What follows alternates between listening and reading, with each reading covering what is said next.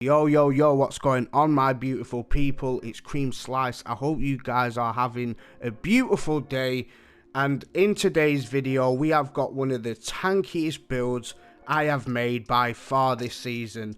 And as requested from you guys, you wanted it to take into the grandmasters, which it will absolutely make them easy for you.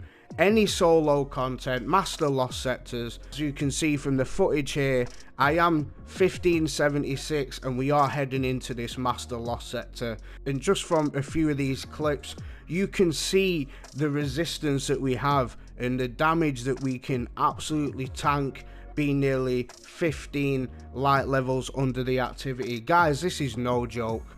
This is just absolutely fantastic, and I hope you like it. So for all my new subscribers, welcome to the channel. All my regular subs, you already know what it is. I love you all, and if you could do me a massive favor and let the video play out to the end, you will be doing me a huge favor. And everybody who comes across this video, if you like it and it helps you out, consider subscribing to your boy, and let's get it. So guys, this setup that we've got with this warlock build, it requires minimal effort. I'll guarantee you all have everything that we need, and basically all it requires is 100 resilience, the stag exotic, and classy restoration, which, being this far into the season, I hope you guys have unlocked it, because this is what enables us to be one of the tankiest warlocks you have ever seen in Destiny. The way that I have it set up, we are going to be taking full advantage of Solar 3.0, which with some of the fragments requires scorch damage. So if you do have any scorch weapons, which I'm assuming you have, as it interlocks with some of the fragments to get our abilities back faster. Here we are, guys, at the subclass screen where we work from the base up to give you guys a preview of the aspects and fragments that I was specifically running for this build. I will leave a dim link below so you can copy my exact build. But like I said, guys, if you don't want to run any scorch weapons, you do not need to. This preview here is what I am running, because I'm running some scorch weapons to maximize the benefits of my abilities. Because if you have a quick look down here, when you are running a rift with a warlock, it is tied to your recovery, but trying to even out resilience and recovery can be tricky. But we are going to be taking full advantage of some fragments that will essentially boost our recovery in essence, so we can get our rift back even faster and take advantage of the stag. I do run Touch of Flame mainly because it makes our solar grenades last longer and it scorches our targets a shit ton. Fragments, I'm running Ember of Singeing, so when we scorch targets we get class energy off that. Ember of Tempering, so when I was explaining to you guys about running a solar weapon, this is what's going to benefit your recovery so much. Ember of Ashes, we apply more scorch stacks to targets, and at the end there we have Ember of Char. So as you can see, we are mainly diving into scorch damage with all of these fragments. Feel free to swap anything out that you want. You maybe could swap Tempering out for Empharian if you wanted to take advantage of restoration, or if you did want the extra radiant buff with your melee, you could always use torches. So if we look at the exotic that we're running, the stag, dearly departed, your rift provides damage reduction to you and allied guardians standing in it, grants rift energy when you are critically wounded. So when you are at crit level, your rift energy will shoot up. So you pair that with all of our scorch fragments and stuff, we're getting our rift back within seconds.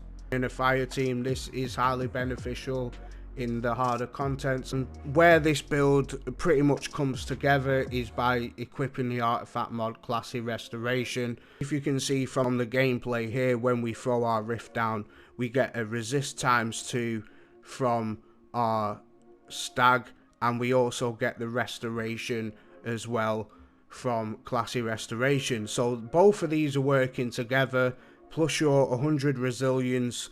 It is just, guys, I'm being honest, this is one of the tankiest builds that I've ever made or come across. It is just really, really, really nice to see warlocks finally being able to take some shots to the face and still stand there. And even when you throw your Well of Radiance down and we throw our Rift on top of that, as you can see here, we are getting planted by this guy, and we are just 15 light levels under. We should have died ages ago, and we are still firing. This is how potent this build is, guys. So as for weapons, guys, it's totally going to be your choice, dependent on the activity.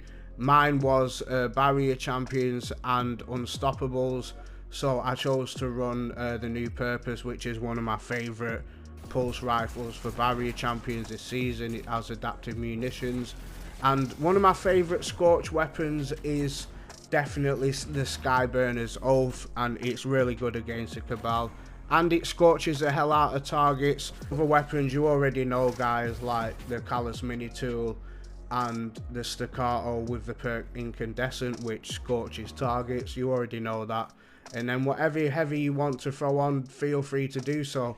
If we have a look at the mods that I'm running quickly, I am running Harmonic Siphon, so when we are getting solar kills with our weapons, we're creating Orbs of Power, and Elemental Ordnance, so we can create Elemental Wells with our grenade. On the arms there, we have Font of Might for an extra 25% damage buff when we pick up our Elemental Wells, and we have High Energy Fire to stack with Font of Might, giving us a nice 45% damage increase to our Skyburner's Oath. And we have our Solar Resistance and Void Resistance also.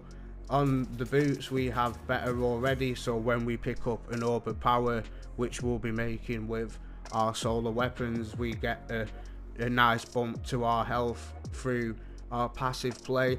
And we have Elemental Charge, so when we do pick up the solar elemental wells, we become charged with light to take advantage of High Energy Fire.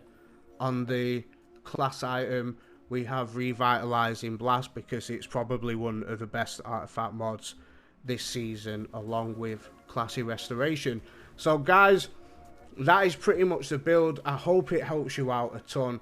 I really had fun with this build, just being so many light levels under an activity and being able to tank the hell out of it and just sail through the activity definitely puts this build up there as one of my favorite builds this season, hands down. So yeah, that's a build. I hope you guys found it helpful. Thank you for watching. I'm creamslice. Peace.